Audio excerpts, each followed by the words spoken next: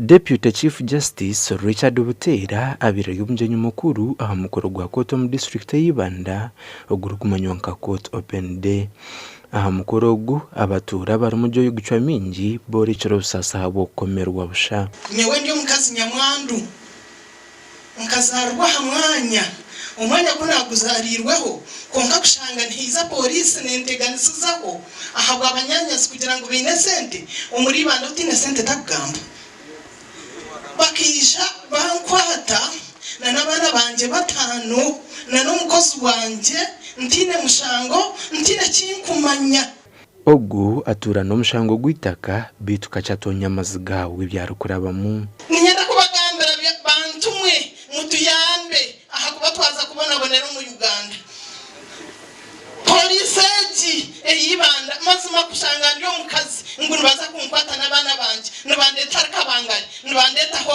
na nabantu igumira mushanju nkabanyisura muntu hariho nabandi aborekero kushasha habwo bushumu burengeserize mu kitongore ekiramuzi. Personally, I wrote applying for a production warrant for my relatives. I went to the chief. The chief said, see the clerk. The former chief, Aloysius.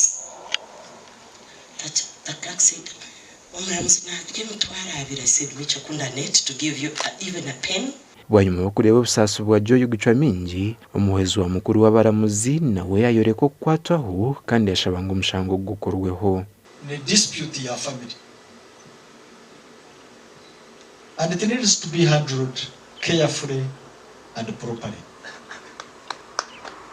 because family disputes are eruptive, destructive and damage the fabric of society. aha kurwana sobushomanku zo mu kitongore ekiramuzi kooti yashaba abantu obutosho kuba musingi ukakora report nikituyamba.